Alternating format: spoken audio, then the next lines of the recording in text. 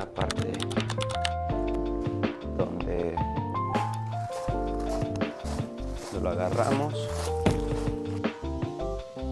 Hola, hola.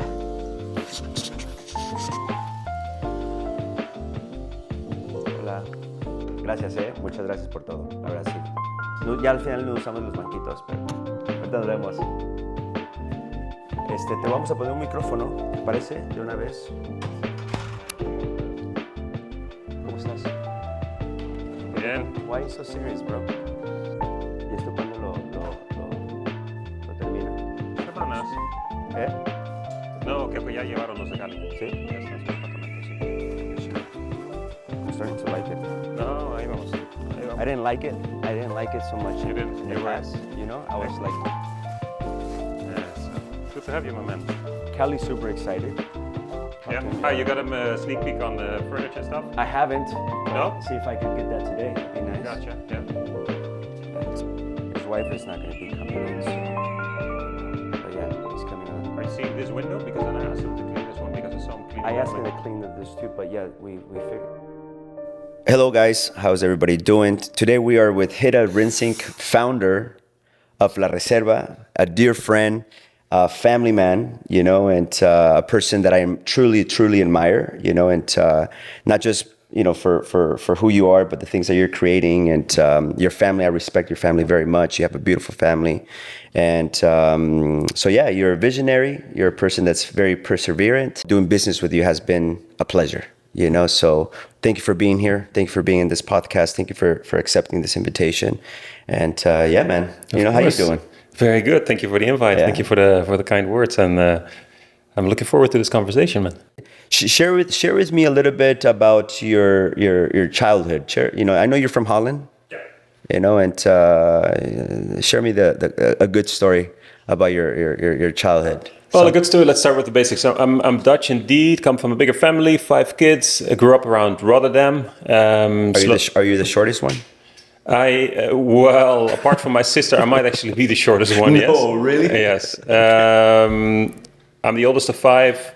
Okay. Beautiful family still. Although we live on the other side of the world, we still they visit here a lot. I go back to the Netherlands regularly. We're close family. Then went to study in between Rotterdam and Amsterdam in a place called Leiden. Very traditional, very conservative. Okay. Went to study. For all those in Leiden that are studying law right now. You study law? I studied law. Yeah. Whoa, you're a lawyer. Yeah. Not officially, but I studied law. I have a master's in corporate law. Okay. Found out there soon enough that it wasn't my thing. It's good that I did it. Gave a lot of structure. They're too serious for you, no? A bit too serious for me. Yeah. I can act like I fit in that world for a bit. Yeah. But then like I break the role. rebel. Yeah. No. It doesn't work. Well, maybe by now you think of me as a rebel, but back in the days it was.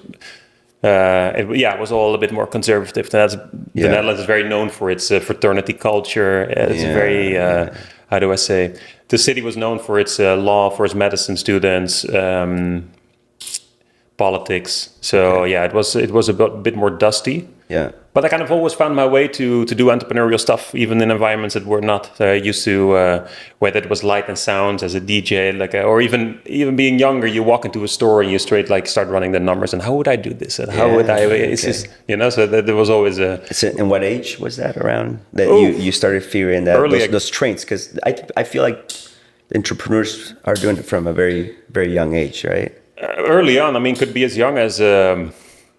You were 12, there was this ice skating club in front of our house. So in the winter it would open up and my mother would be involved in the organization. And then, I don't know, the kitchen team wouldn't be there for it. It was like, okay, boom, let's grab some stuff, go sell hot chocolates and see how we can, get like small things like that. It would start from Then later age, I started to be interested in the whole light and sound PA world. So you grab your mother's car and you confiscate your mother's car and you start renting out gear, playing at parties. Like the whole study was kind of secondarily, that back in the days that could still be the case. Yeah. And it was a blend of.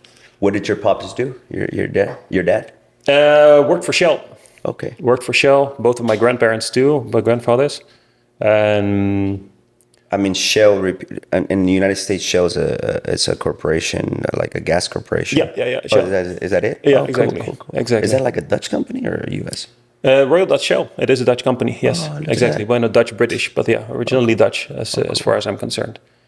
So yeah, very stable, close family, and as said, yeah, from there made my way to studies. Halfway studies, I realized that law wasn't my thing. I said, like, good that I've done it, but I was like, how do I get out of here? There was, how do I do something entrepreneurial and something cool? There was two options. It's either you start switching studies and you become one of those butterflies going around the whole study catalogus, or he's like, no, hell with it. Finish it off, do your masters, and then you'll find your way out of it. Yeah. So you finish. Yeah, You of were course. not. You were not a dropout. No, of course. No, I said you find your ways to, even in a more conservative, in a more dusty environment, to do your entrepreneurial stuff. So stopped my studies for a year, run a discotheque, and met my wife there. Oh, cool. Funnily enough, yes. Yeah. So she went to college with you as Yeah, well? exactly. We studied in the same place and lived there for 6 Also a years. lawyer? Say again? Also a lawyer?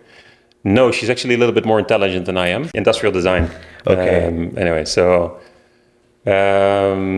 yeah, had a great time there. As said, like very alive fraternity culture, student culture. So we would both live in houses. Me with 9 guys and the German Shepherd. She would live with 21 girls in a house. So you can imagine. In Spanish we say desmadre. En desmadre. Yeah, and, man. the parties and the travels but also the interesting part, like the mentorship. It does shape your character, and you see people above you like growing into society, developing into their career. So it was a very fruitful and very cool period. That's very cool. Despite not being something I wanted to be part of, it has been a lot of fun, and I look back at it with. Dive me deeper in that scenario, bro. Because I don't come from that background, you know. But I know that there's values that are implemented and principles that are implemented in that community, right? What are the ones that you could actually share that says, hey, you know, this is what has shaped me, you know, learning these values of maybe community and principles out of that fraternity, you know? Like what are the things that your biggest outtakes out of that experience? You mean on the fraternity side? Yeah, fraternity with the family, like back, you know, from the past, like what are the principles and values that you have carried, that you embody, you know? I mean, a couple of good ones and a couple of more limiting ones, but let's say on the good ones, there's a lot of structure, there's a lot of hierarchy, there's a lot of kind of respect for elders, not always in the most healthy of ways, but you kind of need to prove yourself before you can, I would almost say, opine and be too vocal. But so there's a good part about that. I'm talking purely about the fraternity side, no? Fraternity. Yeah. I mean, great as long as as long as you're pointed towards a direction that you want to go into. In my case, that was not necessarily like the whole political law medicine world was not a world I wanted to develop further into, but the societal aspect and the hierarchy aspect, I do think it's a good part not to lose into society. I mean, it was very formal as well. So you would go to gatherings at least three times a week. Suit and a tie, depending on how long you've been with the fraternity. You have different aspects of what you can and cannot wear. Okay. Until midnight, you were not allowed to talk to the opposite sex. Like that. Really? Yeah. It was traditional. Very strict. You know. Yeah. It keeps you focused. It keeps you like it gives you that, says if you start something, you finish, right? It gives you that structure of saying, okay, if I'm going to do it, I'm going to do it right. No distractions. Get things done. Yeah, that's a great principle. That's very valuable. For sure. Yeah.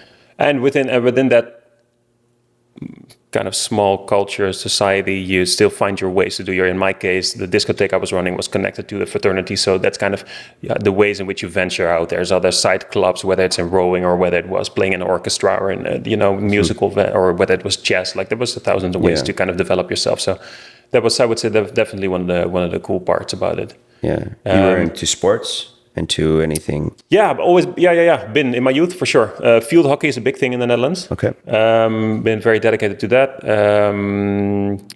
Played tennis for a while, which we now converted finally into padel here in Tulum. If you have to go back, you know, to your past and say, okay, this moment was very challenging, you know, or very tough, you know, as a growing up as a kid, you know, what would it be like, you know? To scale up the answers a bit. You were not the bully, were you? No, you're no, like, no. oh, I made the other people No, no, come no. like that. Yeah. There's a part about Dutch culture where you're very teasing towards your close Yeah, friends. yeah. But a bully, no, no, no, No, no, no, no, no. no, definitely not. No, you don't seem like the type of bullying. I was just No, no, no, no, no. joke. Yeah, But there's definitely the that. stabbing Yeah, amongst friends that is not yeah. very common. Bueno, in Latin America, Here in maybe Mexico, yes. yeah. In the If you like U.S., somebody, in the you U.S., pick on no. them. In Yeah. the Netherlands, it's an extreme. If you like it, the one you stab the most is your Is the one basically your best best is friend. basically your best friend. Yeah.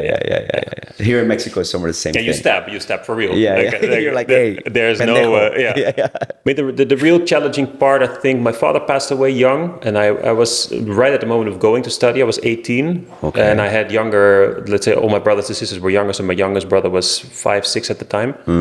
I mean, that was definitely, my mother went through a year or so of being really sick. She luckily recovered from it, but then straight after my father got ill and then passed away a year later.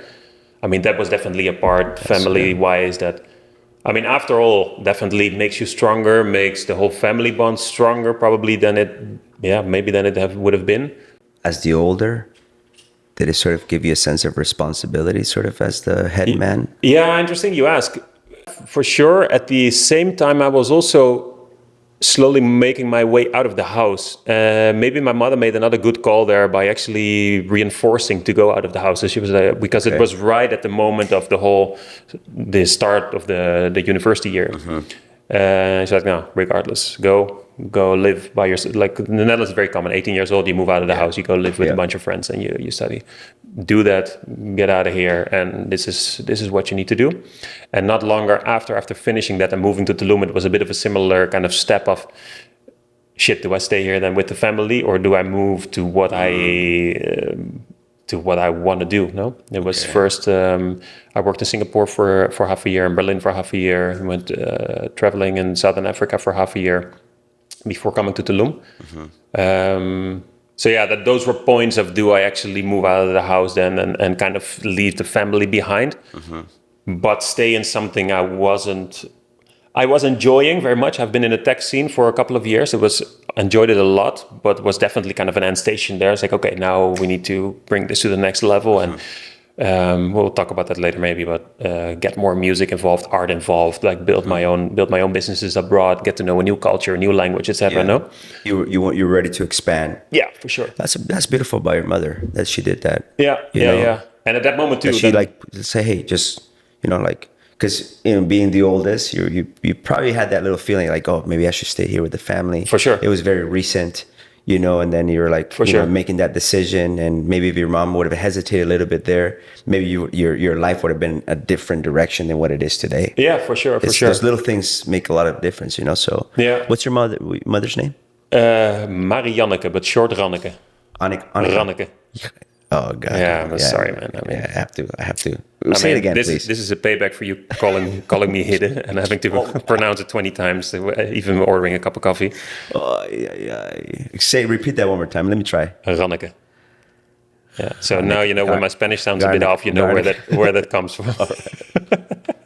Yeah. Well, shout out to your mom, man. Yeah. That's, shout out to mom for sure. Shout out to mom. Nunca falta. Yeah. And your father's name? Harry. Harry. Yeah. Harry. Yeah. Okay. Yeah, exactly. So that took a shift. You were 18. You went to college from 18 to 22, 23? We take the time in the Netherlands. 24. 24. Yeah. Okay. And when did you move to Tulum? I would say worked in tech for 2.5 years, and then I moved to Tulum. 26? Yeah, 27, I would say. 27. Yeah. But you knew Tulum before that? Not at all. Not at all? Not at all. Zero. Okay. Zero. Okay. And that was something that Where did it come from? Yeah, because it's a longer answer of how I ended up here. Yeah. So a couple of years in tech, I built a company for a German incubator, German investment fund called Rocket Internet. Team raised globally $70 million. I was made responsible for, and funny, like you should picture me walking into this like hip startup scene in Berlin, like doing my first interviews, and I, from my background, still suited up like a lawyer, and they were, and like everybody would. And you're not short. You're like big. You know. Exactly. So It's like, we who's were this like, guy? who the hell is this guy? And he clearly didn't. But in a life lesson, you can never overdress. You can never overdress. Yeah, Worked there for a couple of weeks as an intern. I think I was young by that time, 23, 24. Thinking I would do an internship, and like soon after a couple of weeks, like, hey, this guy's not stupid. He's working his ass off until late at night. So it was a very fast-paced environment, like complete opposite to Tulum. Everything would be organized, fast, very KPI driven, very ferocious, intense. Like for sure. Man. People get fired over a Skype call in the days, but really, that's intense. There was a lot of shouting and a lot of fighting going on for a good cause. It was an honest fight, but it was a different environment. So they sent me back after a couple of interviews and a couple of weeks there as an intern. They sent me back. Okay, here's $20,000. Go find yourself an office. You're the boss now. Hire a bunch of guys and let's set up the business. You have a couple of weeks to ramp up. That was 25. 24. Okay, 24, 25, and right after you finish. Right. Yeah. No, I didn't even finish, to be honest. I was working until like starting up this business. I had a small team, let's say of 10 within no time. Even a couple of friends. Going to be a lot of shout outs in this episode now, but even a couple of friends that joined me. It's like, oh, I'll become your intern. Yeah, let's do it. This is going to be fun. Boom, beautiful building in Amsterdam. We would have a kitchen. We would throw in beautiful parties and lunches together, but also work our asses off. It was really a fun time too. I like to make a big family out of your own team. No, it's hard work, but it's also fun together. And the business was like an Uber-like platform, but then for household services. So we would recruit cleaning ladies, like vet them and get them on the platform, the tech side, the customer support side, et cetera, et cetera. So very fun. 23, then at some point, we employed 50 people, hundreds of over 1,000 cleaning ladies in the whole of the Netherlands within the first year. Okay. Spread out, and I think And you were managing all that. And exactly. Going to school, like finishing up your And your I was finishing my master's. I was writing my thesis. I would work until 11, 12, then cut it off. Then 12 to 2 at night, I would write the thesis, and then at 8 o'clock. You want to give a shout out to the drugs that you use for that? No. There was a. You're like, bro, what are you doing? No. I like a joke. We don't have to be. Serious. You know? I'm not the Mother Teresa either. I mean, Shout out to Mark Zuckerberg as well. You know what I mean? Sustained drug use, I don't think is recommendable for anybody. And the era pre-kids, somehow there was a decent amount of energy to do these kind of things. 24, 25, we were full of energy. Yeah, man. Having fun, it's like, it's Plus, you want to prove yourself. You're building a business. It's so exciting. I was in TV interviews. We were pitching on the radio. We had marketing budgets to spend. I mean, there was hundreds of thousands of dollars going out every month. It was very visible. Like all your friends, family see what you're building in the city. Like, bro, that sounds like a lot of fun. No, man. It sounds like you were having the time of your life. Yeah. Man, of course.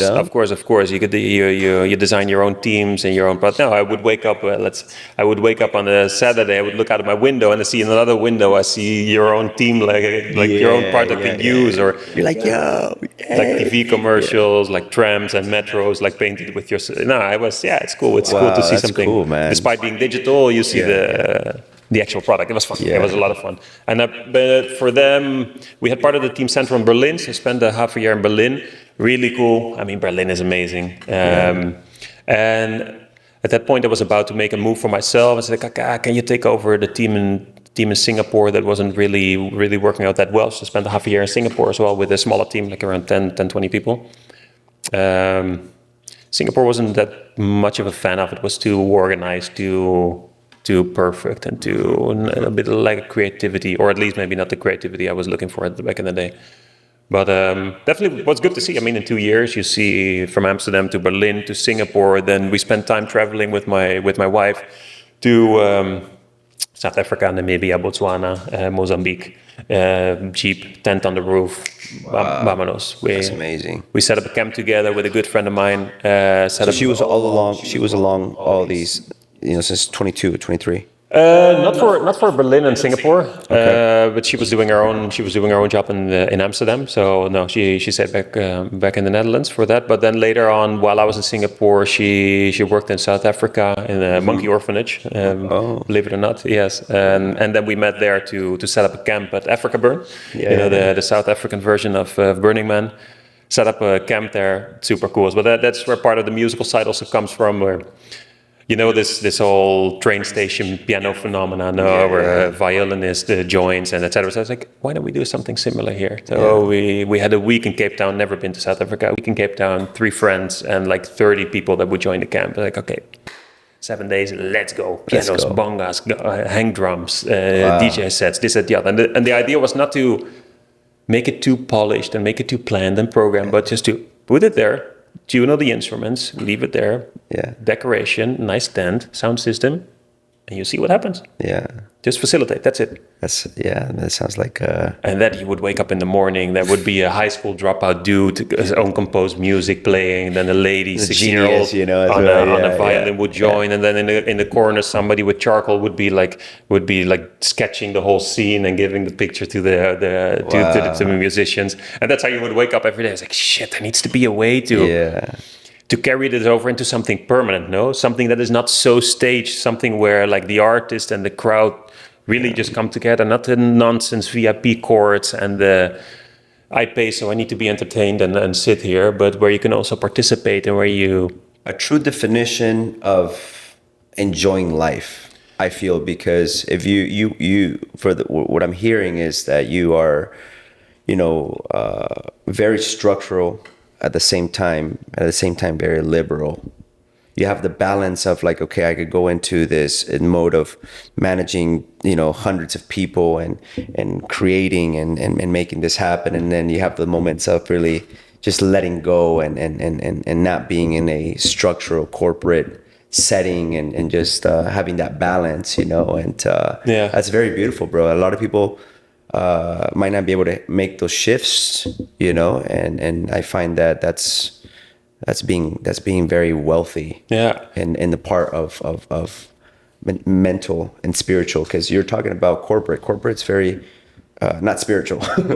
No, it's in a way more not. like mental, but now what you're talking about right now is it's more on letting go on the spiritual side of not going with the flow, but really just enjoying. Indeed, I'm not the complete hippie by heart either. Let's say that, and let's take Naum as an example, where we do all the concerts and the events and etc. I mean, for that to happen, somebody needs to run around and to make all the logistics work and make sure everybody has to eat and make sure that everybody. So there needs to be a certain structure for us all to enjoy these couple of things. No, life cannot be only sitting on a rock. And I mean, for some it can be, but okay. There's no judgment. No, definitely not judgment. But somebody needs to. Somebody needs to do that. You need to maintain yourself, and you need to. Support yourself financially and make stuff happen. But I like to be more on the. I like to make these things happen, but be on the more logistical, operational sides of things. Yeah, it's a combination. I find it, bro. It's a combination of it, and for sure, and also enjoying life. And I find that I don't want to get too much into that, but I find that in this world, people get too lost in just like work mode, work, and they neglect the family, they neglect the exterior stuff, their health, their mental health, spiritual health, everything that goes along that way. And when you have a good balanced life, it's not how much money you have in the bank account. At least for me, it's not how much money you have in your bank account, but how much quality time do you have for yourself and for the ones that are around you that love you and that and then the business. Do you fall in the trap still, or what trap? Well, the trap of work, hamster wheel. I don't. I find myself that I haven't fallen into that. I have really never had like a boss in a long time. In a very long time, Have a bit of difficulty with authority? I do have difficulty with authority, and welcome to Tulum. Welcome to Tulum, I mean, it's not my interview, it's your interview. You're still interviewing me, but I mean, if you listen to my first episode, you would you will definitely find out, a little bit of where I come from and the difficulties that I've gone through, and I had to really reinvent myself, to be where I am today, because I could have fallen into that trap from the basis that I come from. Yeah, of course. Right. But as you said, being an entrepreneur, I showed that entrepreneurship at a very young age. Yeah. Selling my mom's tamales at 7. Like cutting, mowing lawn and my neighbors, and getting my dad's, like, I was like, oh, I need cash. And I was like, I need to go buy a hamburger. I was like, I don't have money. It's like, maybe I should cut grass and charge $5, and I had money, Maybe this is going to be a bad paraphrasing, but there was a recently study coming out on the importance of giving your kids chores. These kinds of, hey, you mow the lawn, okay, you can get a bit of money. You get the value of money, you can buy a couple of that. Working too much, losing sight of priorities. Luckily, I have a wife who pulls me back regularly and say, hey, we gotta leave, we need to go on holiday, we need to get out of here. Listen, like, bro, I mean, in my really perspective, what I see, and I see in you, and whenever I see you, I see with your family. I see your family coming to the office. I see, you being interactive. Sometimes we could also be hard on ourselves, But, I see the bond that you have with your sister as well. I see the bond that you have with the people that are around you, the people that work for you. Like, if you're thinking that you're, the exterior from somebody else looking into it, seems like you got your shit together, man. You know what I mean? Yeah, I do think so. No, but no, I'm not. I don't pretend to be perfect at anything, but it is something you work-wise. I mean, it can be addictive as anything else. And definitely as an entrepreneur, as well as I do, it never ends. Yeah, it never ends. It can always be better. It can always be faster. It can always be the next thing, and it can always be the next thing. Yeah. But I think that's why we're all here, because we kind of try to break that pattern of thought and say, okay, why? We all looked for a different lifestyle, be closer to nature. I mean, it's amazing that you can, even though you work your ass off, 2 seconds and you're on the beach, 3 more seconds, you're in nature parks, you're in lagoons, you're in whatever, and you're still relatively raw in nature, no? Yeah. I mean, I'm not talking the center of the beach road, but I mean, you take 10 minutes more in the car and you're in pretty raw nature still. Yeah.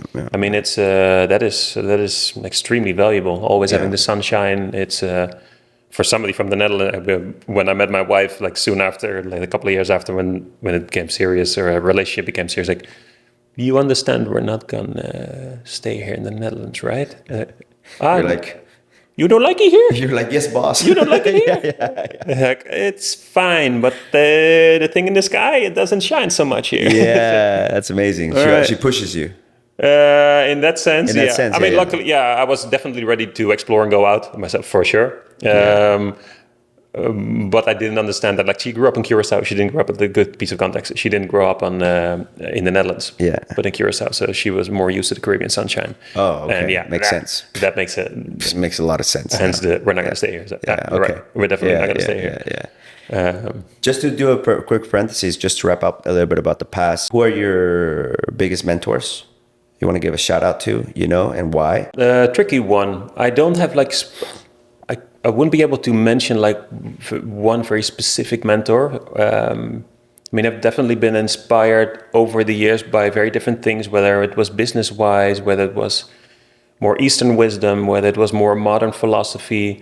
I mean, I spent a long time listening to more modern philosophers like Daniel Schmachtenberger. Got interested in like all power structures, hierarchies, and how kind of societies, economies move themselves. But that's a different side branch. And in terms of mentors, I think I've just been lucky to have been surrounded always by good friends that have been close enough that can hold up a mirror and can help you on a business level, on an introspective level. There's friends that pull me away from the business side into the more wellness side and the more take it easy side. And there's a couple of guys that are intellectually like a couple of steps way ahead of me, way above my pay grade, that can also give context. I'm gonna owe you a very specific answer on it, but I think it's mostly being surrounded by good friends of same age that are in different paths of life, whether it's whether it's entrepreneurial or whether it's more traditional or whether it's consulting, people that can critique and that can give you valuable, like true feedback on what you're doing. So yeah, that's mostly it. Like be real. That's cool, man. So you have a really good circle of friends that have teach you different things. I believe so. You don't need 50 of them. I mean, with a handful of them, you have more than you need. The real estate driver was I think the moving to Tulum and that whole site came really at the end of the tech scene, and wanted to build something physical. That's what I miss. It's like, okay, if the next, let's assume that I was going to continue in the whole tech scene. The environment was great, the work culture can potentially be great, but you're still building something digital, and that's what kind of, I like the digital side, I like the technological side a lot, but you also want to see something physical, something you can touch, tangible. something people can, tangible, something people can use and enjoy. You describe yourself more like a hands-on person. Yeah, I would be. Your satisfaction that you say, okay, exactly, I could touch it and feel it. Exactly. I feel the same way. I didn't want to continue my life into building digital things. I think that was most of it, and I think other people are definitely better in that. I think what is special about what we do here is that we can combine it with like the whole design part, the interior design part, the materials that we use, the quality of the materials, to combine that with the lifestyle, with the music, with the community, with the art, having nature close to home. I mean, it can really.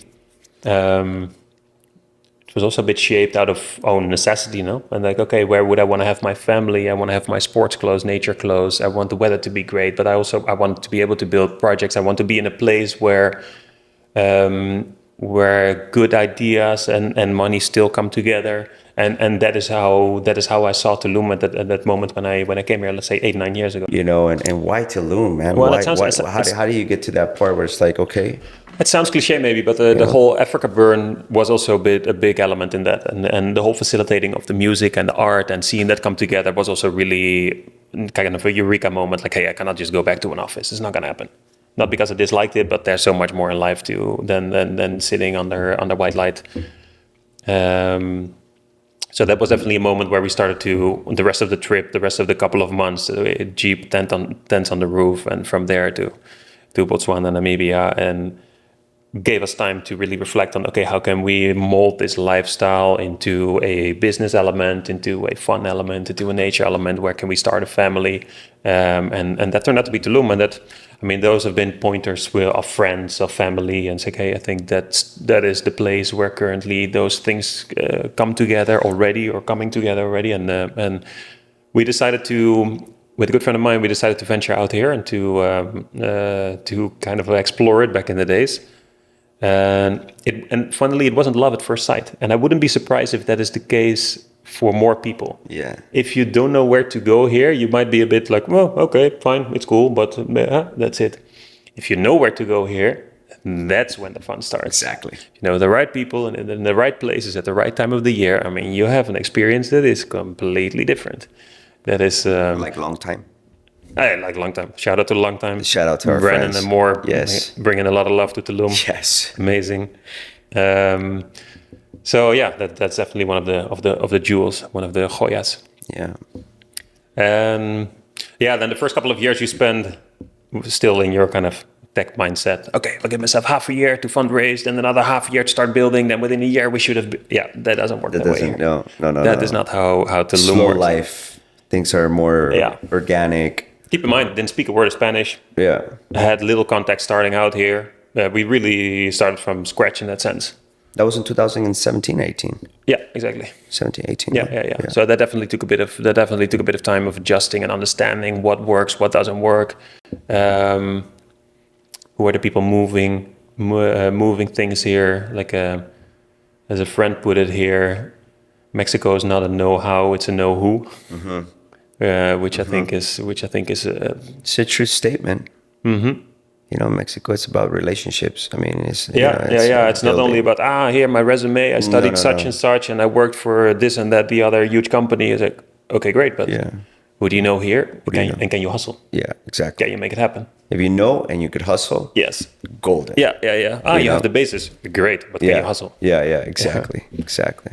From the 2017, I know that in 2018, 2019, you met your business partner. So let's talk about that story. A couple of years of living here, I was starting to build my previous project that's called Naum, where we do all concerts and events. And back in the days, I was still every now and then playing at parties as a DJ.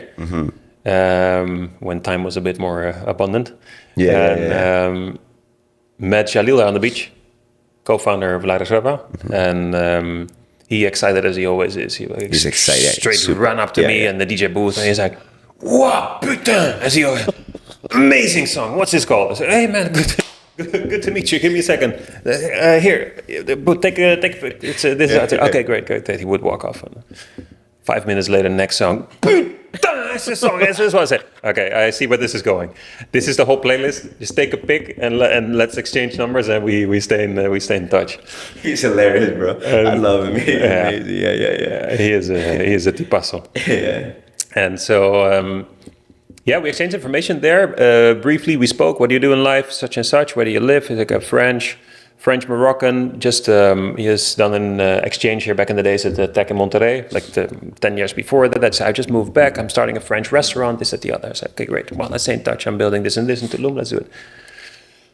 A couple of months pass by, and we both get into the kind of probably the culture shock bajon of like, holy shit, I don't really understand this country yet, and stuff is not moving, and so we call each other and say, dude, how's it going? Good.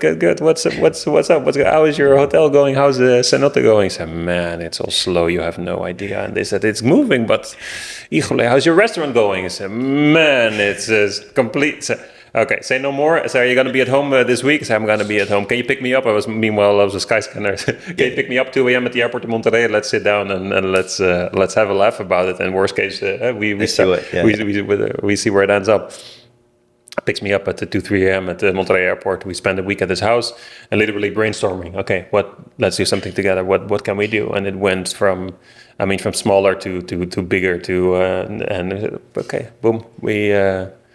We ended up in real estate. We noticed that the visions were aligned. We noticed that the values were aligned, and not much after, we went to the notary, incorporated the company, and let's go. I mean, That's it was incredible, man. I love that story. When I first heard it a few months back, I was like, wow. Yeah, you know? Yeah. And it's funny, like when I look at the relationship with my wife, it's something you built over the past 12 years and 12, 15 years, and now with Jalil, it was a very quick spark. Basis, How do values, I say?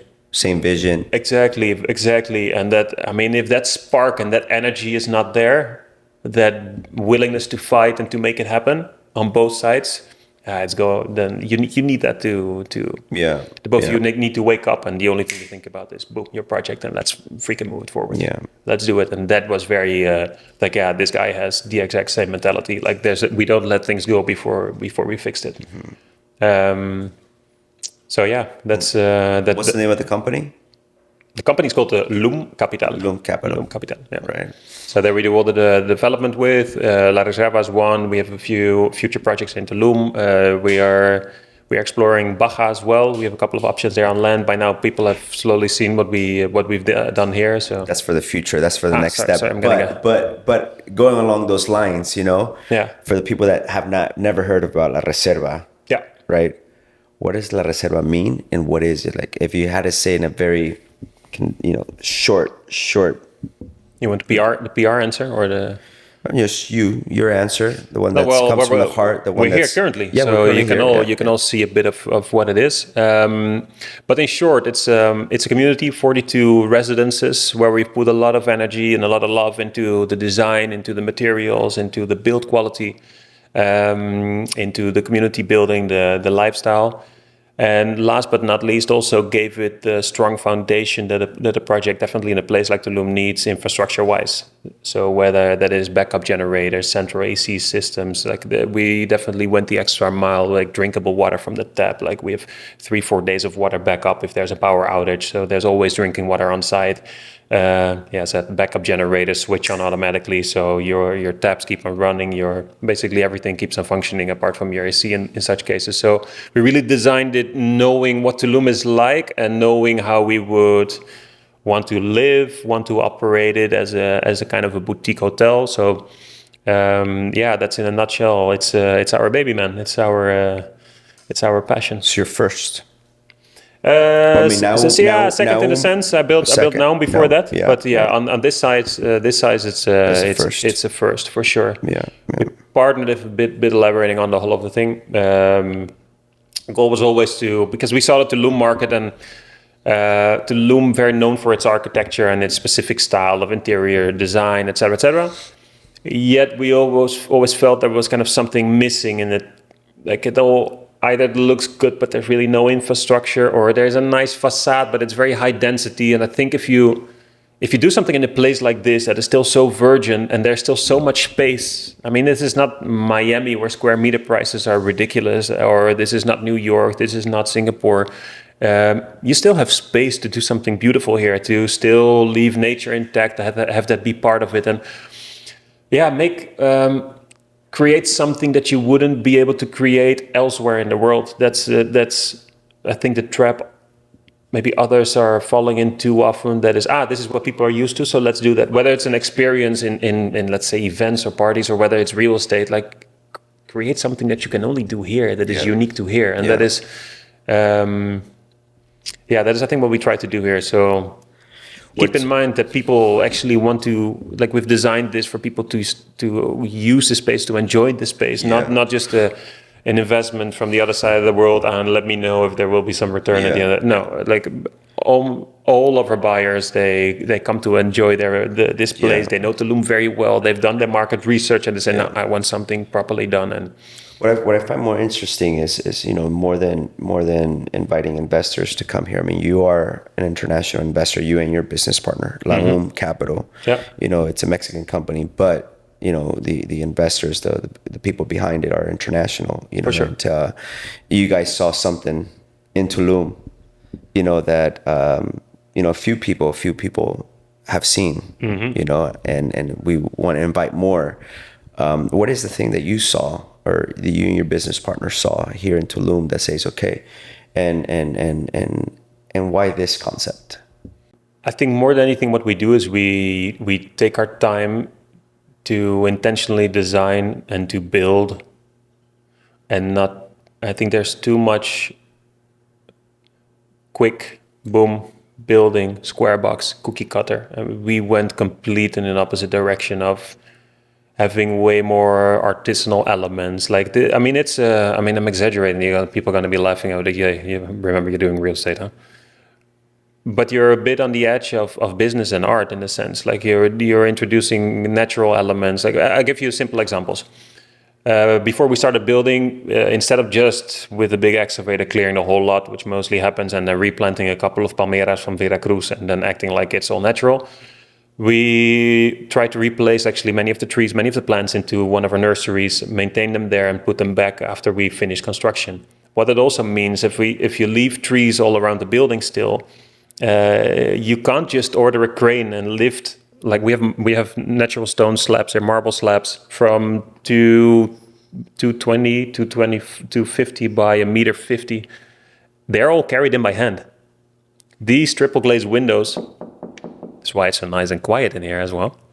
They are carried in by hand to the third floor, second floor. Wow. There is cranes every now and then, but almost because we left trees on the left-hand side, right-hand side of the building, it is very manual work.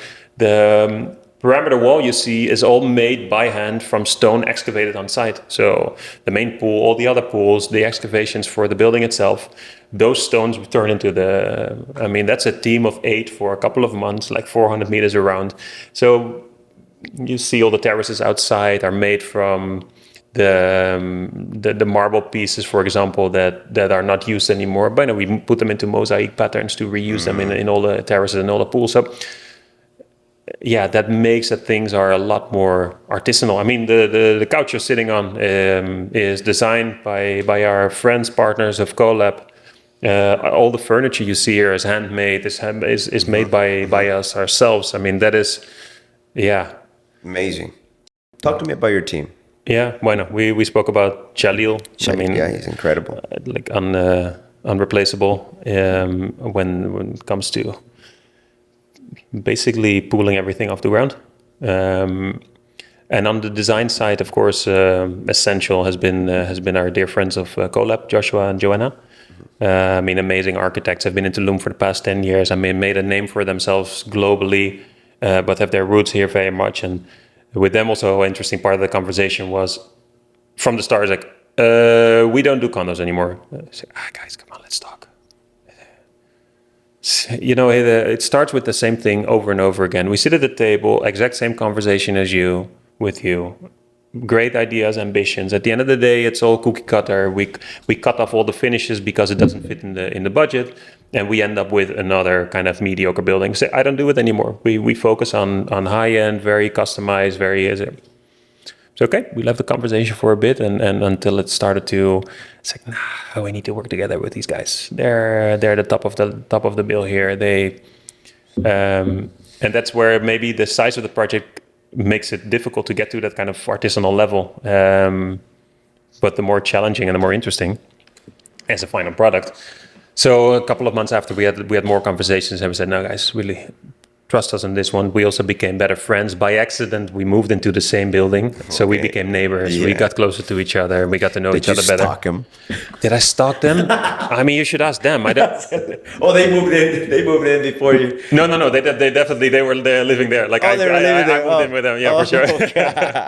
I will ask them if I stalked them. No, I don't think I stalked them. I think at some point... I'm just messing with you. Of course. That's hilarious, man. It's like you like moved in next to them, like, hey, yeah, like with the broom on it. Yeah, with the broom, like, hey guys. No, I don't think so. But it flowed naturally at some point in the sense that we became friends, and it's like, okay, now these guys might actually be for real when it comes to these values, and they matched up and down. It's like, okay, let's do this, and I think if they look at the final result too, they will tell you the same thing. I mean, it has like any intense relationship has ups and downs and is a roller coaster. But at the end of the day, if you look at the final project, they're going to be very proud of it. Yeah, of course. I don't doubt. Would be actually interesting to interview one of them too. Amazing. Yeah, I'd love to meet them. They can tell you even more than I can about the whole ramp up of Tulum, what they have added on the architecture side, and how much they try to as well to put a little grain of salt in the design, but also in the low density, like leave things green, leave things with privacy and with space. Don't design just a cookie cutter box that nobody's going to use at the end of the day, and that is not really going to rent either. Design. It's bringing value to Tulum, because at the end of the day, that's what we're looking for, right? All of us, at least the ones that have the vision of Tulum, of what, you know, the stillness, the calmness, the nature, you know, the spots that we like to hang out with, right? For sure. That's you know, like you said, if you don't know the places here in Tulum, you might find Tulum boring. You might find Tulum like everything's too far, or what they've been saying now, it's a ghost town. But the reality is that that's what Tulum. It's not a ghost town. Tulum is stillness. Tulum is a place that connect with nature. We want to hear nature. We don't want it to be packed. We want it to be elegant. We want it to be sophisticated. We want it to connect with it, you know? For sure. And that's what it is. Yeah. You know, and so I feel like La Reserva, and I feel like your team has been building a lot of value to Tulum. They're building the value to Tulum with these places, these magical places, right? Yeah, I hope so. And more than the cookie cutters, and more than, you know, than having these square boxes, you guys are having beyond more that. There's a meaning behind, you know, this art, you know, that's made. There's a meaning behind, you know, every single thing that you see in La Reserva. There's a meaning to it, you know, and I'm experiencing that in firsthand with one of our investors that just recently, you know, purchased here in La Reserva, you know, and seeing the whole process, the follow up with your team, the way you guys, you know, treat me and treat the investors, you know, it's a whole experience. It's experience of like coming into a home, saying, hey, how can we serve you? Yeah. And this is our home, and this is what we're gonna give to you, you know, and the quality. It's like, oh, let me rise up to this quality. Let let me be this. Yeah, You know, yeah, yeah. it invites you. It's warming. I Yeah, love it. thank you, You man. know, it's incredible. Thank you. I'm glad. Yeah. It's amazing, man. I'm glad it worked out that way. Congratulations to your team. You know, to the people that to everybody that's working under this amazing company. You know, Loom Capital, your partners as well. Big shout out to all of them. You know, because I feel like you guys are adding value to Tulum. Thank you, man. Thank You you. know, and that's adding value to Tulum comes up with adding value to the people that are around you and the people that are going to live here, you know, and I think that's the most important thing to do. For sure. So congratulations, man, for that. You know, Thank you again. Where have you been your biggest challenge? You say though, I know to have all this beautiful things built and stuff. You know, what have they been the biggest challenges for you and your partner? I mean, Tulum is a bit of a. It was 15 years ago. It was a 15, 20. It was a small fisherman's town. No, there was, and in essence, it's still that. So if you want to do things on a infrastructurally more sophisticated ways, yeah, you're gonna bump your head against. I mean, simple things as getting connected to the electricity grid, or Telmex, who is taking too long. Telmex, if you're listening, it's not okay. We need your fiber optic fast. Please, yes. ASAP. I mean, those can be, simple, but sometimes hurdles in which you think, we put in all this thought and design and infrastructure, but then there is some, how do I say, municipal things that are more tricky to do. Not necessarily in terms of permitting, but more in terms of the actual infrastructure on the permitting side. Like, so for example, we had to pave 1.5 kilometers, put asphalt here on the road that leads to the beach here, between a couple of neighbors. Because that after years it wasn't done yet, you know, when you're selling something so beautiful on a bumpy dirt road. Yeah. And that's at some point it became almost a running joke in Tulum of, hey, if you're selling $1 million real estate, like I would like to be able to go there with a car. Yeah. And so that is the extra, and there's a couple of examples like that. No, you need to do your own water treatment, you need to do your own backup generators. It's fine as long as you've thought about it starting the project, and luckily we did, because we spent years before living here.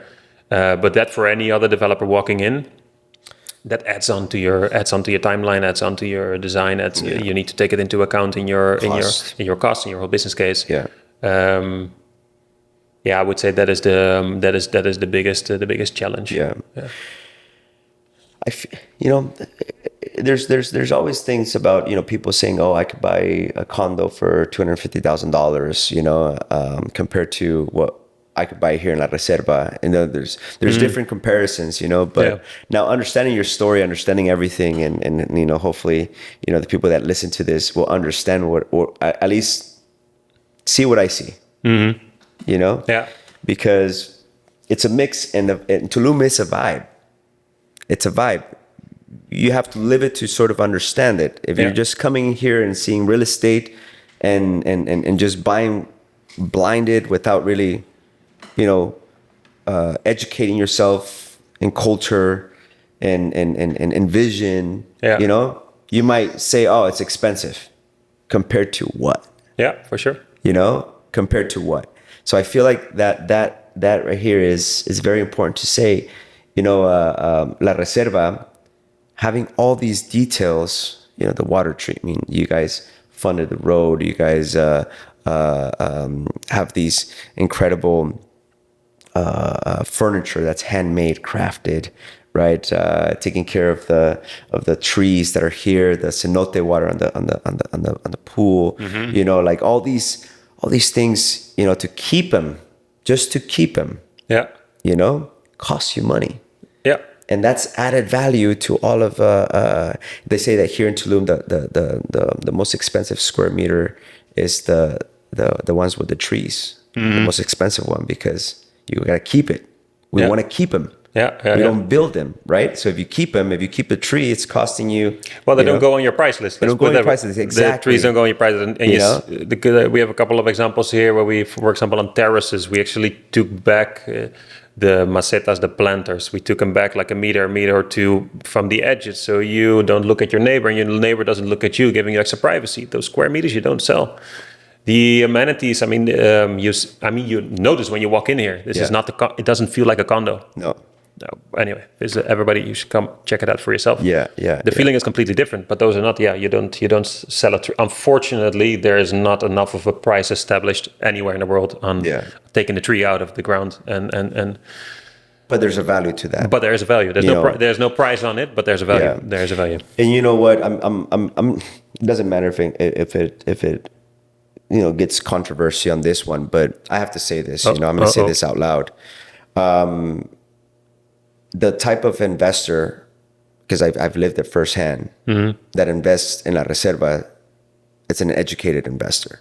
It's a person that understands class, and understands architecture, that understands the small details, that appreciates art, that appreciates that it's something that has been made with hands, with intentions, with design, the spaces. It's not somebody that's for sure, that doesn't have that no, for sure, almost that sophistication. I mean, yeah. And I'm not saying that you cannot buy here if you don't have that, but the truth is that you have to appreciate it, because if you don't appreciate it, you can't say, you might see one of the ugliest paintings in the world, but it might cost $1 million but you have to appreciate the story behind it. You have to appreciate the structure, the frame, what it was made, who made it. Yeah, that is one, and I think there's that's one side of the story, which definitely true. We see everybody buying, as I said before, like people know Tulum very well. I've done their market research. Like our sales team as well is not like an old school sales team trying to push people through a funnel. Like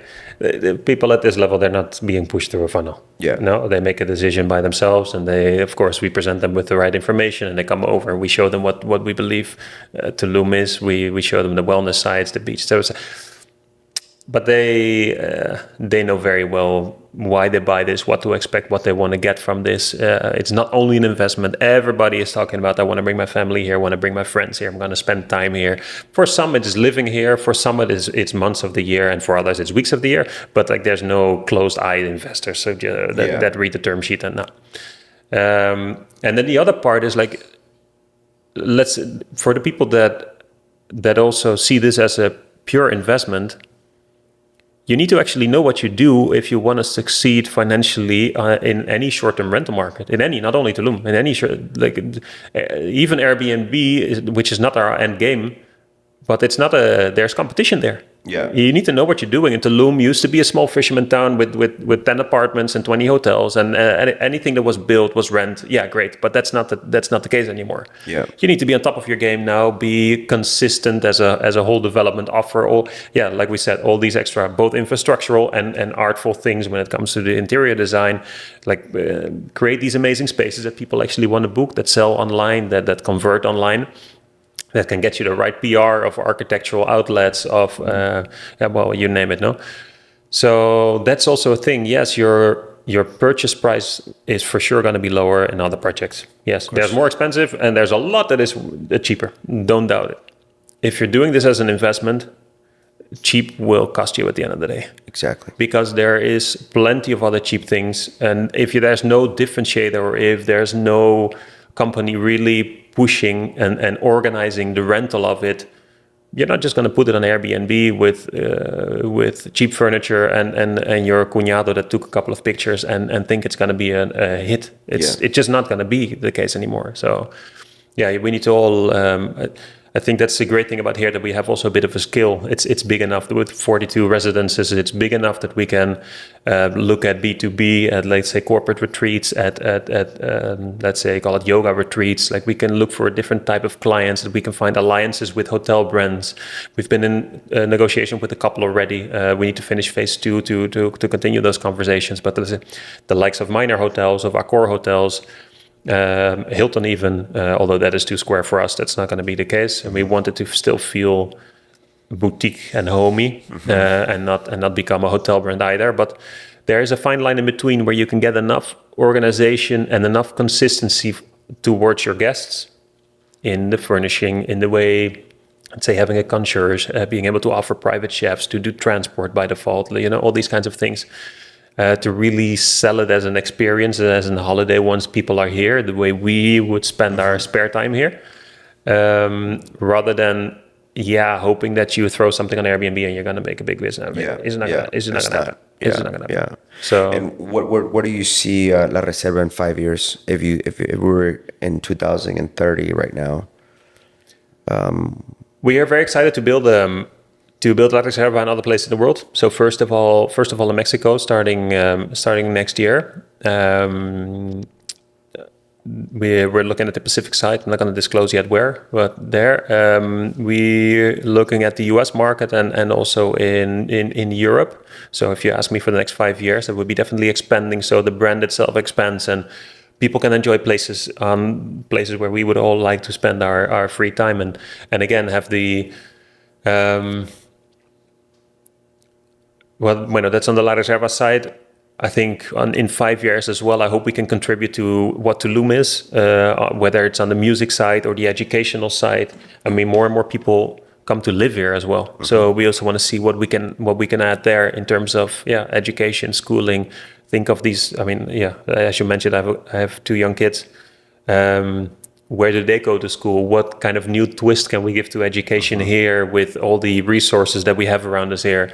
With all that we know about the current education system, and we don't need to dive into what we all think of that. But I think there's a lot of room for improvement there too. Structure is good, but a little bit of freedom and creativity would also be very fine. And I mean, the world is fast moving. Technology is fast moving. So how do we all incorporate these things while valuing what we have around us here, basically? Yeah. So that's definitely a part I would like to contribute to. You have any potential collaborations right now for that schooling stuff that you want to share or no, that you want to see? That's too early to share. On the musical side, yes, we do. On the educational side, not yet. But you were asking about the next 5 years, so but that's definitely somewhere I would like to spend my time on in the next 5 years. Amazing. Yeah, for sure. More musical and the educational part. For sure. Part. Yes. Amazing, man. I want to hear more about that. I want to understand more of what you're doing in that one. It's gonna be nice. I think we need it. More families are coming in. You know, us as well as a community. We were getting a little bit older too. I mean, I feel like we started. You know, we got a lot of in the community. We got here into 25, 27. 30s.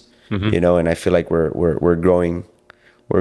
It's a community that has come out from the outside. You know, we're sort of all immigrated to Tulum. For sure, yeah. Right? Now we're going to start having families. Yeah. And now we're like, okay, the party scene, it's a little bit over.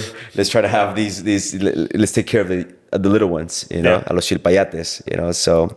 That's right. You're right, because like the whole kind of boom and explosion happened kind of at the same time for people at kind of the same age. I mean, there was no people coming in here at 60 years old. I mean, for a weekend, but not. We don't have a lot of older crew here, like 50s, 60s.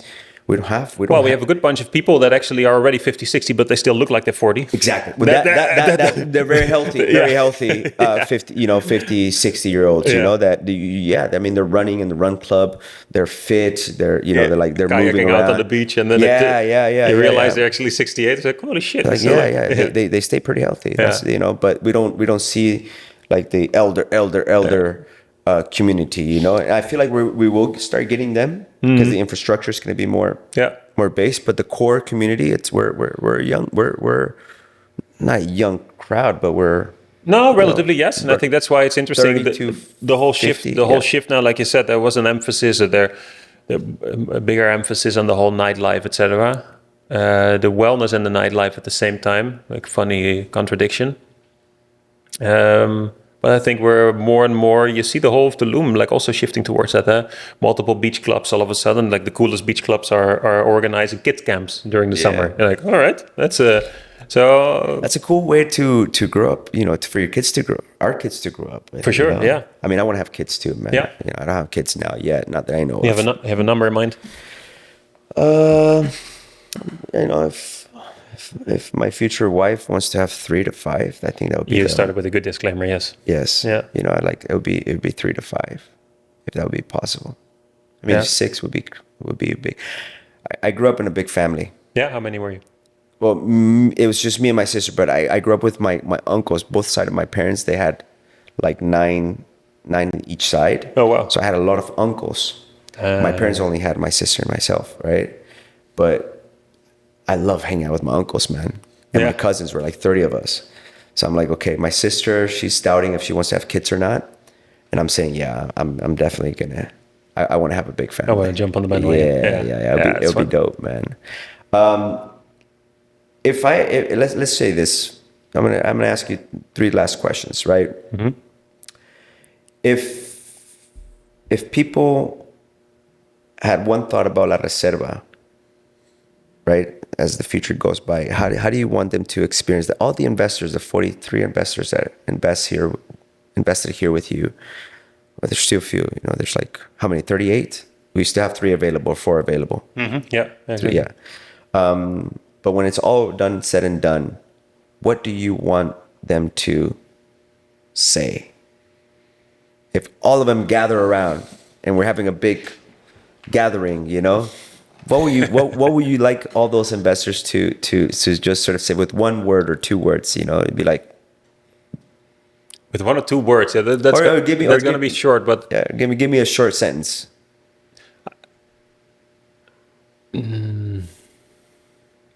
I hope people can enjoy the place and have it be a real retreat from their daily life. Hope that it can be a place of inspiration for them, a place of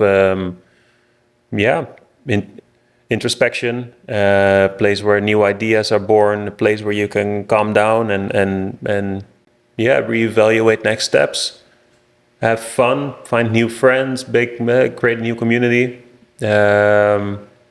I think, if only half of that is true, it's already, es una ganancia.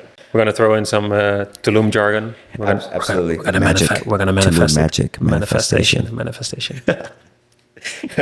And you personally, yeah. what legacy do you want to leave behind here in Tulum? Oof. Hidde Rensink. Oh, Jesus. Cut. I don't think, maybe I'm a bit too young to really think about legacy. I don't think about it that way too much. Let's say you're 95, 100 years old, and you look back at this little stage of your life, because that's a long life, Yeah. This will be a very little thing when you're 100 years old, but looking back at this stage, La Reserva, Tulum, legacy. Yeah, you know what? I think when I was a bit younger, without wanting to make it sound like I'm 65 already, your idea straight go global and impact and having to change the world. Maybe social media is part of that. That we everything needs to become big and worldwide known. And a bit older now, bit of experience and a small family. Also see the importance of focusing on the small, on the community, on your family, on your friends around you. See what you can do there. And you'll see that things grow organically from there very fast. Mm-hmm. So I don't really think in terms of a legacy or how do people need to see me or evaluate me or think back of me in 50 years. It's fine. I'll be between 6 planks, and I hope they're like nice hardwood, hand carved and hand burned like that they were. But otherwise, But think of what you can add in terms of things that really matter. And for me, that is music, that's support structure, that is education, that is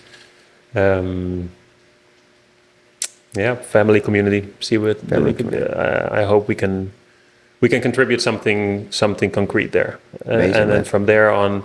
The business aspect of it, where we are very keen and excited to grow that out over the countries that we discussed, but have the art always be part of it, and you'll see the beautiful things happen from there. Amazing, bro. Yeah. Thanks for sharing that. You want to say anything that we're missing? Something? I really appreciate you taking the time. I know you're a very busy man. Sometimes. Taking your time to actually have this interview. Of course. And anything that you think that that you want to add, anything that I miss, something that important that you want to share. you know, that you know, in your heart, they say, hey, Yeah, the Dutch are not really heart openers. no, No. Mexicans are.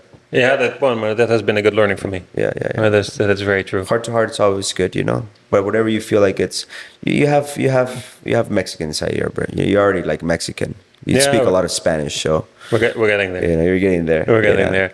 No, I'm just in general very very grateful to be here in Tulum, to be part of this community, to be in Mexico. I mean, it has been an incredible refugee. I mean, I've never left the Netherlands or Europe not enjoying it there, but have definitely found a new home here. It's such an interesting process to over the years. You fly up and down, and it's like, I'm going home. I'm going. I'm going home. Yeah, you're like, oh shit! And now, yeah. And this is home. I mean, it has been an incredibly warm country. Not an easy one to straight understand, but it has been incredibly warm and welcoming, and we're able to do amazing things here. I hope we do it to the best of our abilities, and there's a lot of exciting things coming up, and I really look forward to building this out, and I'm very excited for you, man. For the first, I mean, this is a new start for you too. The whole digital side of things. I mean, I've really enjoyed this conversation. I hope there's many more. I mean, there's a lot of interesting people in Tulum that can be in the next episode. So, yeah, it's been a pleasure, man. The work we did together has been a real pleasure. The clients, the investor that you brought are really beautiful people. Really happy to have them on board of La Reserva. Also very important for us because this is really, again, like we're not sitting at the 20th floor of an office, like signing contracts and that's it. I mean, we're here at the ground building and then building both the business side and the community side of it. So really getting cool, like-minded people on board is really important for us too. Thank you for that, and the partnership. I'm sure it's going to be the first of many. And absolutely. Absolutely. I'm excited. I'm excited for the future. I'm excited for the other locations, you know, and the things that the platform that we're growing. It's for us to bring more than just individual investors. We want to be able to help with raising capital. You know, so, you know, I'm not going to disclose it full yet, but, you know, it's going to be something that we're going to be launching into that 2026. My mind was going. Right now it's building Félix Cisneros, but, you know, in 2026, we're going to be launching FC Capital Group, which is going to be a managing fund, right? And raising funds and able to potentially invest, you know, in your future projects, not just in Mexico, but around the world. So that's the vision. That's the growth, you know, and let's keep growing together. Let's do it. You know, and like I said in my first podcast, you know, investors become friends and friends become family. Yeah. Right. 100%. And that's how we build a legacy. And that's how we build this structure, this foundation. Right. So yeah, man, definitely looking forward to. So yeah, if anybody wants, you know, to know about this place, to invest in this place, just make sure you DM me or DM, you know, La Reserva, and make sure you comment, guys subscribe to our YouTube channels, Spotify as well. You know, we're going to have the link on YouTube and the link on Spotify. You have Instagram? Yeah. Okay. Well, subscribe on his. You have to say it. You have to go. You have to do this. Is it here in the screen? Is it here? Or is it it's right there. It's right there. You have to say it right there. We'll put it in the links. But please all go check out as well at La Reserva Tulum on both Instagram. You have to use your fingers. La Reserva Tulum. It's going to be here. But more than anything, because pictures are beautiful and everybody can make a beautiful render, come check it out and let us show you what we do here and what Tulum for us means. And I'm sure you will not regret it. You would definitely not regret it. No. And stay tuned for the grand opening of the restaurant. Yeah. You know, towards the end of the year, maybe. Exactly. Yeah. So maybe a party there. And do that again. Do that again. Check out the Naun as well, the link for Naun. And the events that are going to be happening every single month. If you know, you know. If you know, you know. So stay tuned. Brother, appreciate you, man. You're the best. Appreciate my man. You're the best, bro. Let's make it happen.